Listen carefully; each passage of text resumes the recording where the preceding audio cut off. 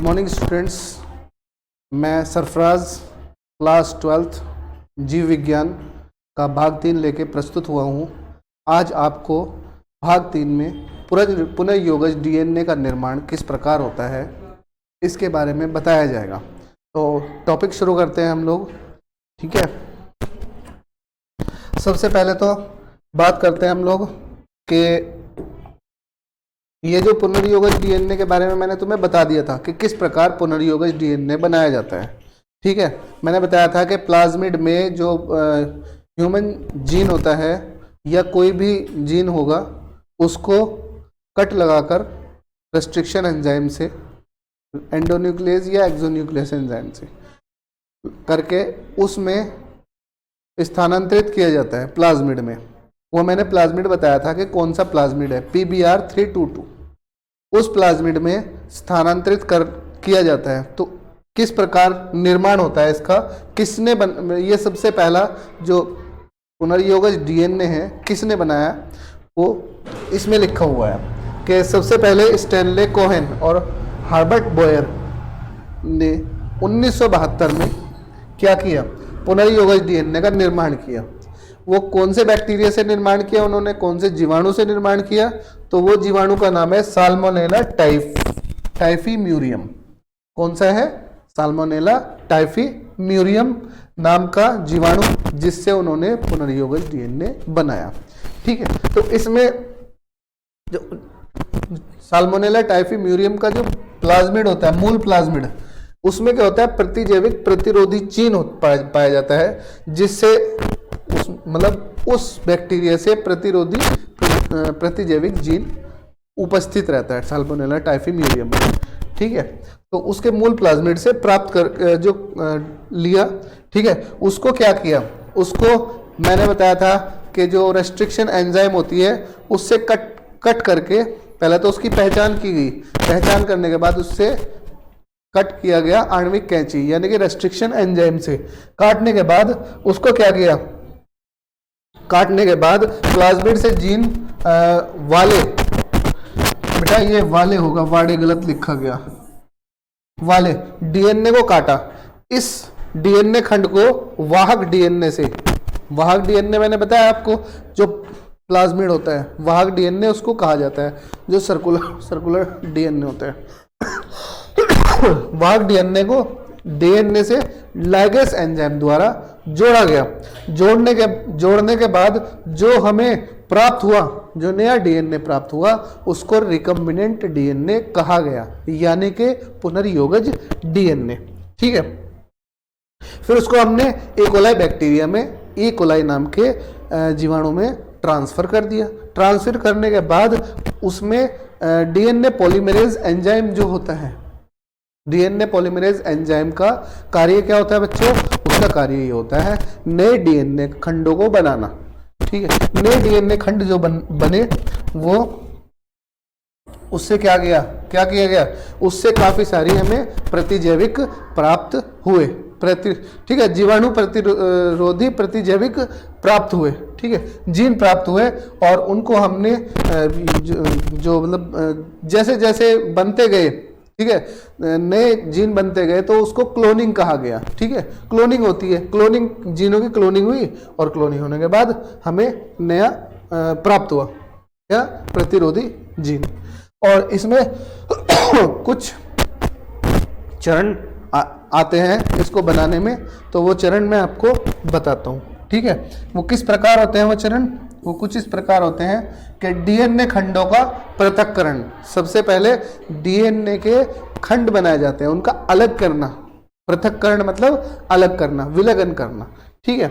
DNA खंडों का पृथक्करण, इसमें होता क्या है, इसमें एंडोन्यूक्लियस एंजाइम जो होता है, इससे डीएनए को छोटे छोटे टुकड़ों में विभाजित किया जाता है सबसे पहले, और इन टुकड़ों को इलेक्ट्रोफोरेसिस तकनीक, ये मैंने आपको 6th चैप्टर में लास्ट टॉपिक में बताया था कि डीएनए फिंगरप्रिंटिंग में वो मोटा मोटा सा थोड़ा दिया हुआ था। अब इसमें आप लोग ध्यानपूर्वक सुनना, ये पूरा डिटेल दिया हुआ है, ठीक है। तो इलेक्ट्रोफोरेसिस होता क्या है, इस तकनीक से अलग किया जाता है, ठीक है।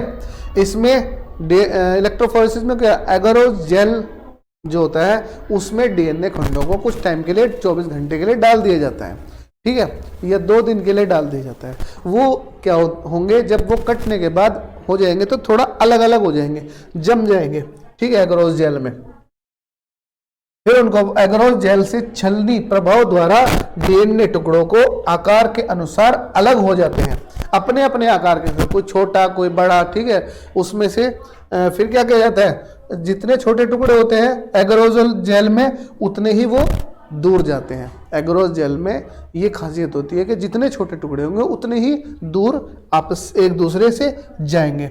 फिर इनको क्या करते हैं, उनको एथिडियम ब्रोमाइड से अभिरंजित करा जाता है, ठीक है। एथिडियम ब्रोमाइड जो होता है डाई जैसा होता है, उस पर अभिरंजित करना मतलब रंगना, कलर करना, ठीक है। जब इसको हम पराबैंगनी किरणों में देखेंगे तो हमें वो ऑरेंज कलर का, नारंगी रंग का दिखाई देंगे वो डीएनए खंड, ठीक है। खंडों को देखने के लिए ब्रोमाइड से अभिरंजित करके पराबैंगनी विकिरण में लाया जाता है, जिससे उसमें नारंगी पट्टियां दिखाई देती है। उसके बाद क्या होता है, जो ये पट्टियां होती हैं, पट्टियों को काटकर अलग किया जाता है। इस प्रकार अलग किए हुए वांछित जो हमें डीएनए का खंड चाहिए, वो वांछित मतलब जो चाहिए, चाहने वाला, ठीक है। मान लो हमें ये चाहिए, मान इंसुलिन बनाने वाला जीन चाहिए, तो इंसुलिन वांछित डीएनए होगा वो ठीक है। वांछित डीएनए को अलग किया जाता है, ठीक है। अलग करने के बाद वांछित डीएनए को क्लोनिंग वाहक में जोड़ दिया जाता है। अब मैंने तुम्हें पहले ही बता चुका है कि क्लोनिंग वाहक होता क्या है, प्लाज्मिड होता है, ठीक है। उसमें जोड़ दिया जाता है, जिससे कि पुनर्योगज डीएनए का निर्माण हो जाता है, समझ गए। अब जो अगला था वो लाइगेज एंजाइम। लाइगेज एंजाइम में होता क्या है कि ये एंजाइम डीएनए वाहक तथा वांछित डीएनए को जोड़ने के काम में आता है। लाइगेज हमेशा मैंने तुम्हें बता रखा है कि लाइगेज का मतलब होता है ग्लू, चिपकाना, ठीक है। तो लाइगेज एंजाइम हमेशा जब भी होगा, मैंने तुम्हें 6th चैप्टर में बता चुका है कि लाइगेज एंजाइम क्या करता है। लाइगेज एंजाइम जोड़ता है, 2 डीएनए खंडों को आपस में जोड़ने का काम करता है, ठीक है। उसके बाद आगे थर्ड जो है पॉलीमरेज एंजाइम, जो टूल, साधनों की बात कर रहे हैं हम।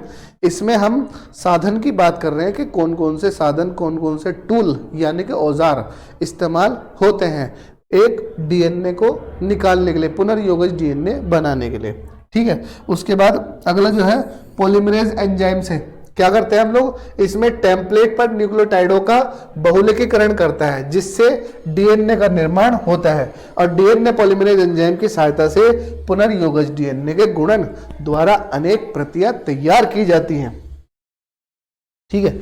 अब बताएं कि जब अनेक प्रतियां तैयार करने के लिए हम लोग क्या करेंगे, इसको क्लोनिंग वाहक में डाल देंगे। क्लोनिंग वाहक में डालने के बाद उसको हम किसी इकोलाई में ट्रांसफर कर देंगे। वो इकोलाई को हम न्यूट्रिशन माध्यम में करेंगे, जैसे कि हम लोग पढ़ रहे हैं कि प्रौद्योगिकी के उद्योग लेवल पर हमें तैयार करने हैं डीएनए की प्रतिलिपियां बनानी है, तो बहुत सारी प्रतिलिपियां चाहिए। बहुत सारी प्रतिलिपियां बनाने के लिए फिर उससे एक्सट्रैक्ट कर लेते हैं वो चीज़, यानी कि डीएनए का खंड, ठीक है। वो खंड हम बहुलकीकरण करता है पॉलीमरेज एंजाइम, जिससे नए नए डीएनए बनते चले जाते हैं, ठीक है। उसके बाद आगे जो अगला वो है क्लोनिंग वाहक टॉपिक, इसमें ही साधन में अगला वाहक है क्लोनिंग वाहक, यानी कि क्लोनिंग वेक्टर।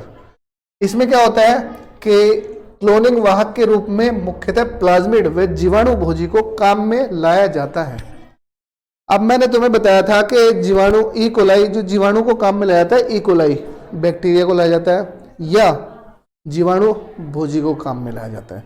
जीवाणु भोजी भी एक तरह का काम करता है कि मान लो अगर सपोज करो, मैंने 11th क्लास में तुम्हें बताया था ट्रांसडक्शन के बारे में। उसमें क्या बताया था कि एक जीवाणु भोजी का अगर अपना डीएनए ट्रांसफर करता है, जब वो जीवाणु भोजी बहुत सारे उसमें बन के निकलते हैं, तो पहले वाले जीवाणु का भी डीएनए उस जीवाणु भोजी में होता है। और वो जीवाणु भोजी अगर किसी और दूसरे बैक्टीरिया पर जाके अटैक करेगा, तो वो पहले वाले बैक्टीरिया का भी उसमें ट्रांसफर हो जाएगा, क्या, डीएनए ट्रांसफर हो जाएगा। तो इसी तरह से हम जीवाणु भोजी का भी यूज करते हैं अपने कार्य को करने के लिए, मतलब क्लोनिंग वाहक के रूप में। ठीक है, तो क्लोनिंग वाहक को की जो विशेषताएं होती हैं, ठीक है, ये वाहक जीवाणु कोशिका में स्वतंत्र रूप से प्रतिलिपियां बनाने में सक्षम होते हैं।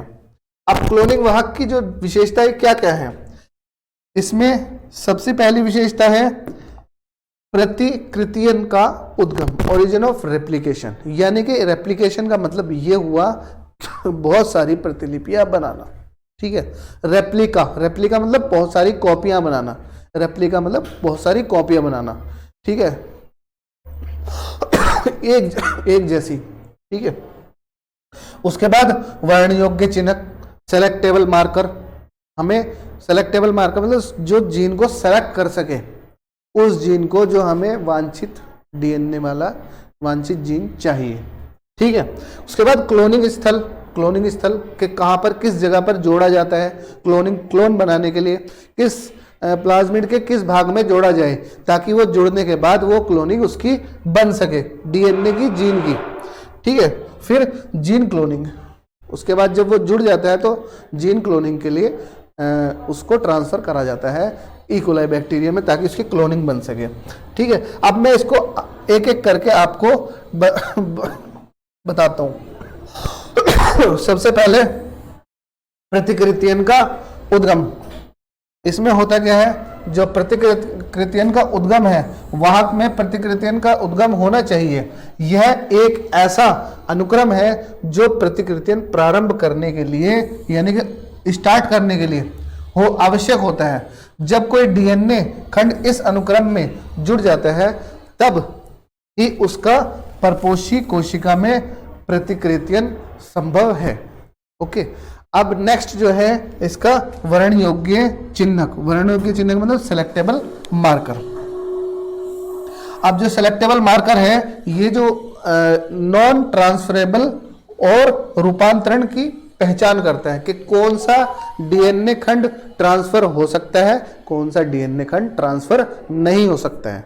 ठीक है, और ये एक ऐसी प्रक्रिया है जिसके द्वारा डीएनए खंड परपोषी जीवाणु में प्रवेश करता है। डीएनए का जो खंड होता है परपोषी प्रवेश करता है। ठीक है, अब आगे जो मैं तुम्हें बताऊंगा ये है जो मैं तुम्हें बहुत देर से बता रहा था कि PBr 322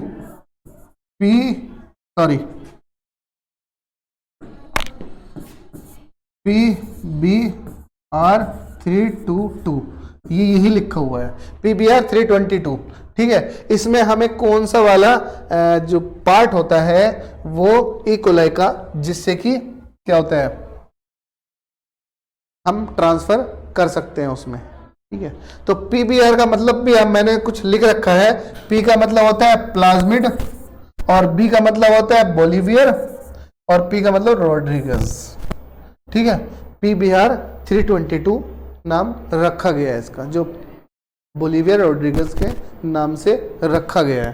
ठीक है, तो ये आपको इतना ज़्यादा इसके बारे में जानना नहीं है कि होता क्या है, मतलब ये बोलिवियर रोड्रिगस का मतलब होता क्या है, बस आपको ये पता होना चाहिए कि PBr का मतलब ये होता है प्लाज्मिड बोलिवियर रोड्रिगस 322। वाहक होता है ये एक, जो उस डीएनए खंड को ले जाता है ई कोलाई बैक्टीरिया में, जो हमें वांछित चाहिए, जो हमें चाहिए। ठीक है, अब आगे बात करते हैं हम लोग क्लोनिंग स्थल की। क्लोनिंग स्थल है क्या, तो क्लोनिंग स्थल के बारे में बात करते हैं हम लोग। क्लोनिंग स्थल वाहक में एक ही पहचान स्थल होना चाहिए। बताया मैंने तुम्हें कि वो जगह जहां पर हमने डीएनए के खंड को जोड़ना है उसको कहेंगे हम क्लोनिंग स्थल। ठीक है, तो जहां प्रतिबंधन एंजाइम क्रिया कर सके और विजातीय डीएनए को जोड़ सके। ठीक है, अब जीन क्लोनिंग की बात करते हैं। जीन क्लोनिंग है क्या, जीन क्लोनिंग में जीवाणु और विषाणुओं द्वारा यूकैरियोटिक कोशिकाओं में जीन स्थानांतरण किया जाता है, जिससे परपोषी कोशिकाओं में जीवाणु व विषाणु को अनुरूप कार्य करने लगे। भाई जिसमें हमें वांछित जीन पहुंचाना है, बाह्य जीन पहुंचाना है, ठीक है, उसमें अगर पहुंचने के बाद वो कार्य ना करा, कुछ ना बना, ना ही विभाजन हुआ, तो फिर फायदा कुछ नहीं है। ठीक है, हमें ये भी पता होना चाहिए कि उसमें अगर हम पहुंचा रहे हैं, किसी जीवाणु में अगर पहुंचा रहे हैं, ई कोलाई में पहुंचा रहे हैं, वो कार्य करना चाहिए, वो उसमें उसकी क्लोनिंग बननी चाहिए, ताकि हमें ज़्यादा लार्ज स्केल पर वो जीन हमें प्राप्त हो सके, जिससे कि हमें वांछित जरूरत है, जिसकी जरूरत है। ठीक है, जरूरत है, यानी कि अगर इंसुलिन प्रोड्यूस करना है तो इंसुलिन प्रोड्यूस करने वाला जो जीन होता है वो उसमें जाएगा, वो इंसुलिन प्रोड्यूस करेगा, बड़े लेवल पर इंसुलिन प्रोड्यूस करेगा, ताकि हमें वो इंसुलिन मिल सके। ठीक है, ये होता है। अब लास्ट जो होता है वो है बच्चों परपोषी जीव। परपोषी जीव होता क्या है? परपोषी जीव जो होता है वो पुनर्योगज डीएनए को परपोषी जीवाणु कोशिका में प्रवेश करने से पहले जीवाणु को पुनर्योगज डीएनए यानी कि रिकॉम्बिनेंट डीएनए लेने से पहले सक्षम बनाया जाता है। मान लो किसी जीवाणु में पहुंचाया जाता है, अगर वो वेक्टर के द्वारा, वेक्टर वाहक के द्वारा अगर हम अपना जीन उसमें पहुंचा रहे हैं, तो पहले उसको सक्षम बनाना होगा। ठीक है, अगर कोई किसी भारी सामान को उठाएगा तो पहले उसको खा पीकर अच्छी तरह ताकतवर तो होना होगा, ताकतवर होगा तभी तो सक्षम होगा किसी चीज को उठाने के लिए। इसी तरह से उस जीवाणु को भी सक्षम बनाया जाता है पहले। ठीक है, सक्षम बनाने के बाद उसमें बलपूर्वक जबरदस्ती उसमें वो प्लाज्मिड प्रवेश कराया जाता है। ठीक है, बलपूर्वक प्रवेश कराया जाता है, इसमें प्रवेश कराया जाता है। इसके बाद कुछ समय के लिए 42 डिग्री सेल्सियस पर वह फिर बर्फ पर रखा जाता है। पहले उसको गर्म जगह पे रखा जाएगा, फिर उसके बाद बर्फ पर रखा जाता है, ताकि वो अपना कार्य आसानी से कर सके। ठीक है, संवर्धन माध्यम की बात करते हैं हम लोग। संवर्धन माध्यम द्वारा अंतर्ग्रहण किस तरह से, मतलब उसको अंदर पहुंचाया जाता है, ये एक विधि है। ठीक है, ये विधि है संवर्धन माध्यम। इसमें होता क्या है कि लाइसोजाइम एंजाइम, याद रखना बहुत इंपॉर्टेंट है, लाइसोजाइम एंजाइम, ये लाइसोजाइम एंजाइम द्वारा प्रोकैरियोटिक कोशिकाओं को परागम्य बना दिया जाता है। याद रखना, इसको एक ऐसे माध्यम में रखा जाता है, देखो ये मैंने डायग्राम बनाया हुआ है। ठीक है, कि इसमें लाइसोजाइम एंजाइम से जो बाहर की भित्ति होती है ई कोलाई बैक्टीरिया की, उसको परागम्य बना दिया जाता है, ताकि उसके अंदर आराम से प्लाज्मिड अंदर जा सके। ठीक है, वो वाहक उसके अंदर जा सके, प्लाज्मिड ही नहीं, वो वाहक बोला जाएगा उसको। ठीक है, वाहक उसके अंदर आराम से जा सके कोशिका के भीतर, जिससे कोशिका के भीतर पोषक या अणु अंदर बाहर आ जा सके। यह विधि मुख्यतः कुछ जीवाणु जैसे एस्चेरिचिया कोलाई, ई कोलाई में रिकॉम्बिनेंट डीएनए को अंदर पहुंचाने के लिए यूज की जाती है। ठीक है, तो ये जिस तरह से डायग्राम बनाया हुआ है, ये डायग्राम थोड़ा समझ लो कि जो अंदर बाहर आ जा सके, ये एंजाइम इसके अंदर है, ये जीवाणु है ई कोलाई के अंदर जो रिकॉम्बिनेंट डीएनए पहुंचाने के लिए इसकी झिल्ली को परागम्य बना दिया जाता है, परागम्य झिल्ली बना दी जाती है, जिससे कि ई कोलाई इसके अंदर प्रवेश कर सके। ये पोषक तत्व, ये जितना भी है ये पोषक तत्व है। ठीक है, आगे बढ़ते हैं, अगला टॉपिक। ठीक है, अगला जो विधि है अंदर पहुंचाने के लिए रिकॉम्बिनेंट डीएनए को अगर अंदर पहुंचाने के लिए, इलेक्ट्रोपोरेशन। क्या तकनीक है बच्चों? इलेक्ट्रोपोरेशन। इसमें होता क्या है कि हाई वोल्टेज की इलेक्ट्रिसिटी उस जीवाणु को दी जाती है, जिससे क्या होता है उसकी भित्ति कट जाती है या फट जाती है। फटने के बाद उसमें वो रिकॉम्बिनेंट डीएनए प्रवेश कराया जाता है, फिर वो उसकी कुछ टाइम के लिए मतलब अस्थायी रूप से, अस्थायी का मतलब स्थायी नहीं, हमेशा के लिए नहीं, अस्थायी रूप से कट या फट जाती है। जैसे वो कट फट जाएगी तुरंत प्रवेश करा दिया जाएगा, वो अपना दोबारा रिपेयर कर लेगा अपने आप को जीवाणु, और फिर उसके अंदर वो प्रवेश कर चुका होगा। ठीक है, तो इसी विधि को हम क्या कहते हैं? इलेक्ट्रोपोरेशन। इलेक्ट्रिक से तोड़ना उसकी भित्ति को और फिर अंदर डीएनए पहुंचाना, ये जबरदस्ती ही पहुंचाया जा रहा है, ठीक है, बलपूर्वक। ठीक है, उसके बाद अगला जो है वो है माइक्रो इंजेक्शन। माइक्रो इंजेक्शन इस विधि में क्या होता है? डीएनए को जो पुनर्योगज डीएनए होता है या रिकॉम्बिनेंट डीएनए होता है उसको माइक्रो नीडल के द्वारा डायरेक्ट ई कोलाई बैक्टीरिया में प्रवेश करा दिया जाता है। ठीक है, ये है। फिर उसके बाद जीन गन या बायोप्लास्टिक। जीन गन भी एक ऐसी विधि है, इसमें होता क्या है कि जो गोल्डन टंगस्टन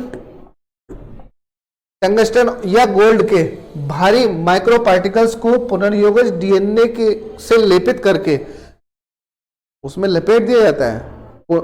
डीएनए को, पुनर्योगज डीएनए को भारी टंगस्टन या गोल्ड के पार्टिकल से लेपित कर दिया जाता है। उसके बाद क्या होता है? लेपित करके पुनर्योगज डीएनए को अधिक गति पर आकर्षण द्वारा पादप कोशिकाओं में प्रवेश करा सकते हैं। इस तकनीक का विकास प्रोफेसर स्टैनफोर्ड व उनके साथियों ने किया था। जिस तरह से ये दिखाया हुआ है, ये जो दिखाया हुआ है ये सेम यही चीज है जीन गन का। ठीक है, ओके, आज का टॉपिक यही समाप्त होता है। नेक्स्ट टॉपिक आपको अगले क्लास में पढ़ाया जाएगा। तब तक के लिए thank you, have a nice day.